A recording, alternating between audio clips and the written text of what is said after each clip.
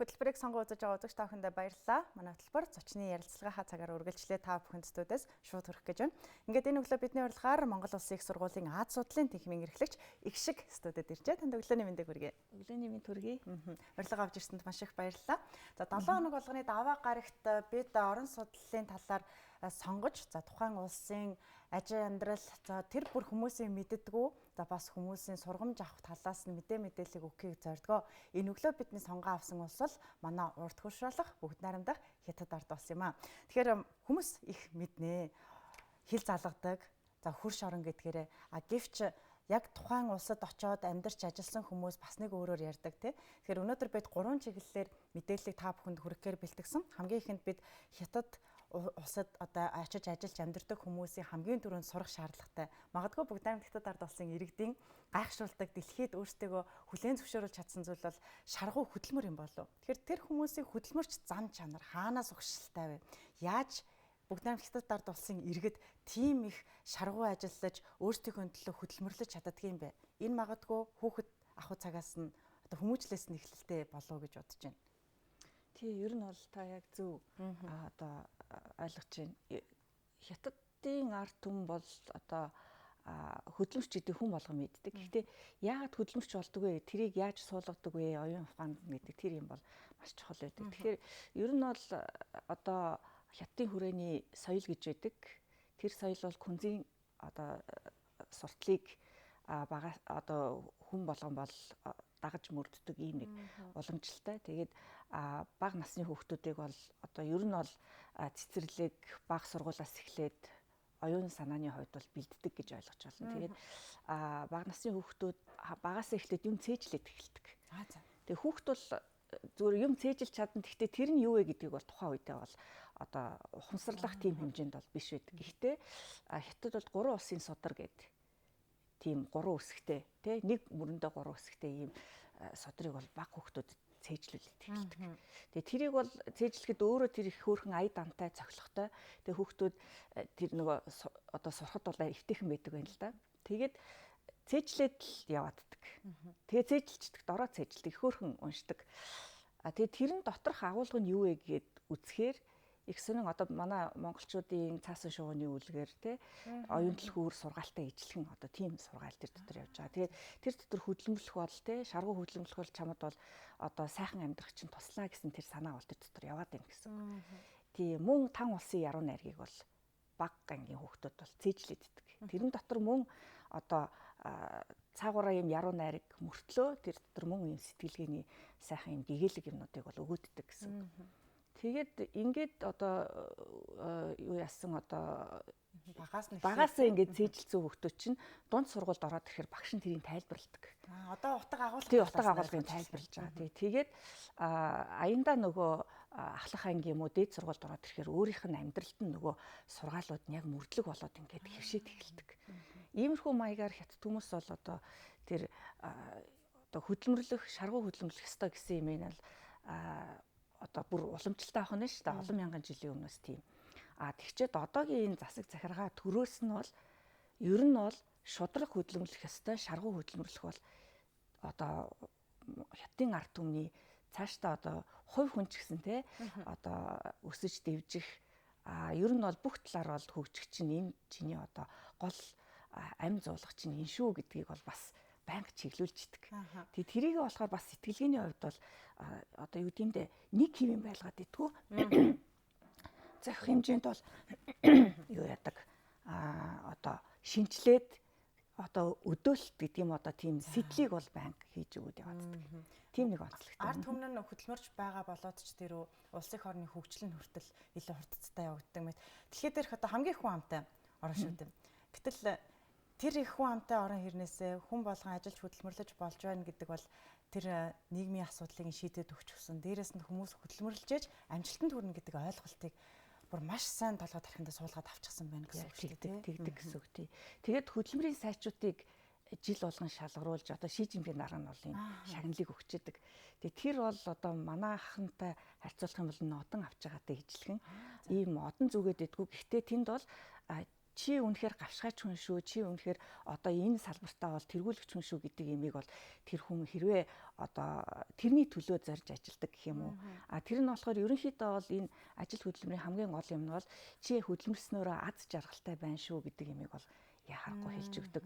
Энэ бол ерөөсөө хамгийн гол мөрдөг юм нь бол ер нь аз жаргалд хүрэх зам бол хөдөлмөр шүү гэдэг имийг бол бас хэлж өгдөг. Бас нэг юм нэг бидэрт бас мэдвэштэй юм шиг тийм сайхан одоо тийм удирдан чиглүүлдэг бас тийм нэг үйл явц байна. Тийм байна. Хийж байгаа ажлаасаа аз жаргалыг мэдрэх, дуртай зүйлээ хийх, эсвэл хийж байгаа зүйлдээ дурлах гэдэг ойлголт энд явж байна шүү дээ. Үүнийгээ дагаад хятад улсад ер нь ажлын байрны олдоцч гэдэг юм уу? Хүн ард нь сургууль соёлоо төгсөөд тэндээ ажил хийх боломж болцоо ер нь хэр байдаг юм бэ? Манай оюутнуудаас хэл залгадаг учраас бүгд хамт хятад ард улсыг ихээр сонгон суралцдаг шүү дээ. Тэгэхээр ажлын хомсдол ер нь хэрвээ тэр их хүн амтаа гэдээ бодохоор бас ажил олоход хэцүү болооч гэж нэг талаараа бодогдох юм.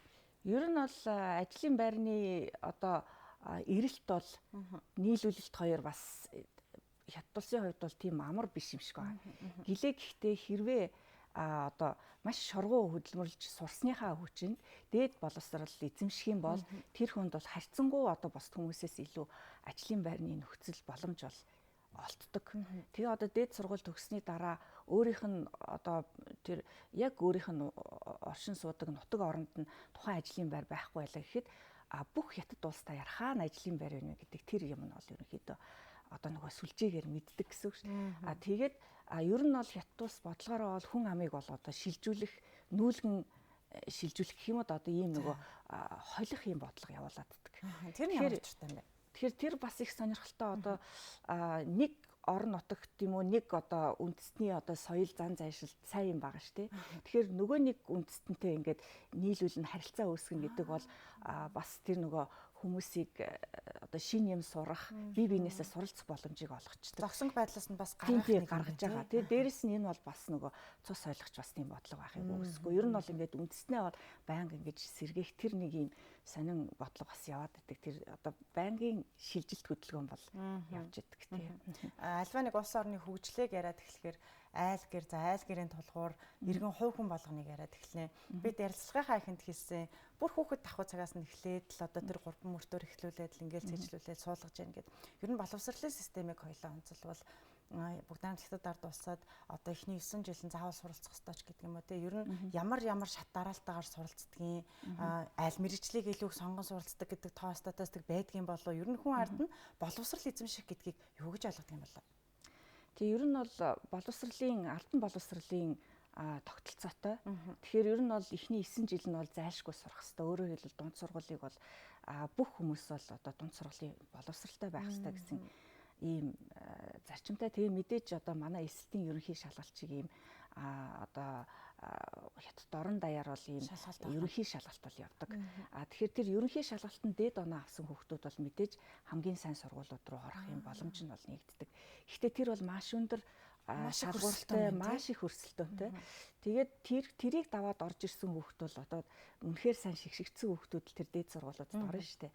Тэгээд дээд сургуульд орсон хойноо бол тэр дээд сургуулийн кампус буюу одоо сургуулийн орчин бол маш сайхан.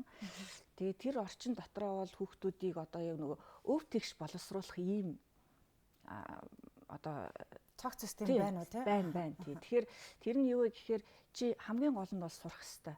Сурах бол чиний хамгийн гол ажил тийм үү? Тэрний хажуугаар чи өв тэгш боловсрох хэрэгтэй. Энэ хамгийн гол юм нь болохоор бие дааж сурах хэрэгтэй гэсэн юм байдаг.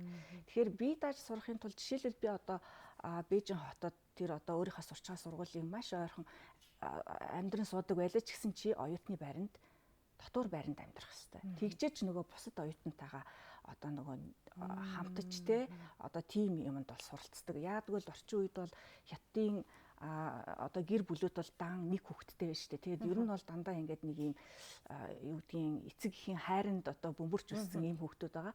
Тэднийг бол нийгэмшүүлэхийн үйл явц бол яг энэ сургуулиуд дээр явчихдаг. Бусдтайгаа харилцаа зөвхөн одоо хичээлээс гадна сурах зүйл тэнд маш олон байгаа. Маш их юм байгаа. Сургуулиар нь цогц шийдээд өгсөн байдаг бахан тий. Бүгд найрамд хятад ард улсын иргэд гэж ярихаар хүмүүс нөгөө мэддэг штэ. Эмээ өвөнөр нь хүртэл өглөө гараад дасгал хийж идэг. Сурагчид нь бүгдээрээ сургуулийнхаа талбайд өглөө хичээл нэхлэхээс өмнө дасгал хийж идэг. Эрүүл мэндийг яривал эрүүл мэндэд маш их анхаардаг ард түмэн байна.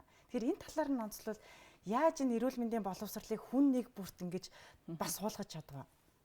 Тэгэхээр энэ бас нөгөө уламжлалын өөрийнх нь бас нөгөө юмнууд байхаас гадна дээрэс нь бас төрөөс зохицуулж өгч байгаа.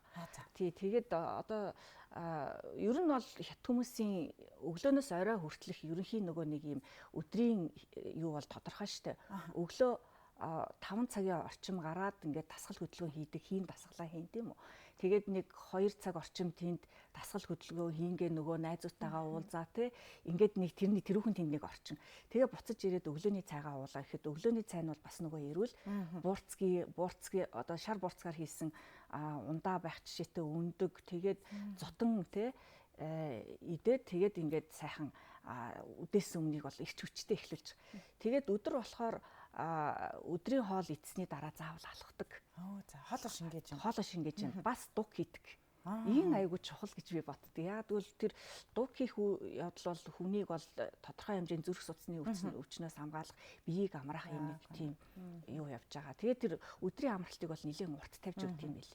Тэгээд ингээд амарцсан хүн бол үдээс хойш ажил нь бас айгүй тийм эрч хүчтэй явдаг. Тэгээд оройн хоолны дараа бол мөн алхалт хийн.